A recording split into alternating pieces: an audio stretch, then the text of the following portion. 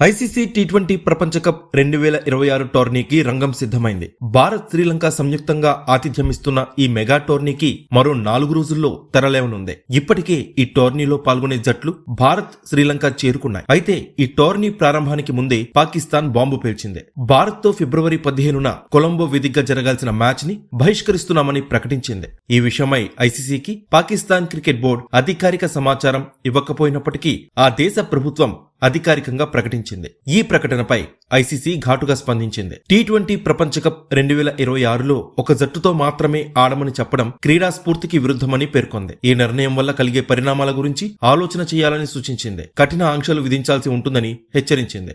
భారత్ తో మ్యాచ్ ని బహిష్కరిస్తే పాకిస్తాన్ మ్యాచ్ ఆడకుండానే 2 పాయింట్స్ కోల్పోనుంది. వాక్ ఓవర్ గా భావించి భారత్ ని విజేతగా ప్రకటిస్తారు. అయితే ఈ మ్యాచ్ జరగకపోతే 4500 కోట్ల వ్యాపారం దెబ్బతినబోతుంది. ఇప్పటికే పీసీబీతో ఐసీసీ చర్చలు ప్రారంభించింది. భారత్ పాక్ మ్యాచ్ జరిగేలా విశ్వ ప్రయత్నాలు చేస్తున్నట్టు తెలుస్తోంది. ప్రభుత్వాన్ని శాసించే వ్యాపార సంస్థలు కూడా ఈ వ్యవహారంలో జోక్యం చేసుకున్నట్టు వార్తలు వస్తున్నాయి. ఒకవేళ భారత్ తో మ్యాచ్ ని పాకిస్తాన్ బహిష్కరించినా ఆ జట్టు సునాయాసంగా సెమీఫైనల్ చేరుతుందని క్రికెట్ విశ్లేషకులు అభిప్రాయపడుతున్నారు. తమ మ్యాచ్లన్నింటినీ ఒకే వేదికపై ఆడుతుండడం పాకిస్తాన్ కి కలిసొచ్చే అతిపెద్ద అంశమని చెప్తున్నారు. ఆ జట్టు శ్రీలంకలోని 2 వేదికల్లోనూ తమ మ్యాచుల్ని ఆడబోతుంది. ప్రయాణం చేసి అలసిపోవాల్సిన అవసరం లేకపోగా పిచ్ కండిషన్స్ పూర్తిగా అర్థం కానున్నాయి. ఐసీసీ ఛాంపియన్స్ ట్రోఫీ 2025లో భారత్ కూడా ఇలానే దుబాయ్ వేదికగా తమ అన్ని మ్యాచ్ల్ని ఆడి విజేతగా నిలిచింది.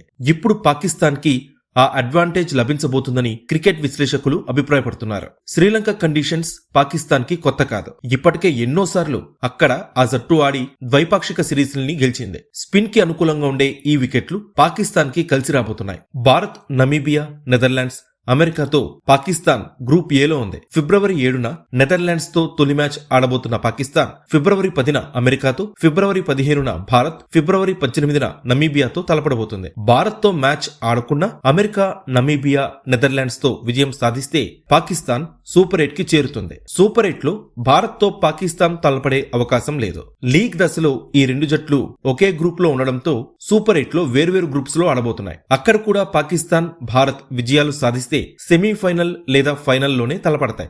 ఏది ఏమైనా భారత్ తో మ్యాచ్ ఆడకపోయినా పాకిస్తాన్ సునాయాసంగా సెమీఫైనల్ చేరే అవకాశాలు ఎక్కువగా ఉన్నాయి.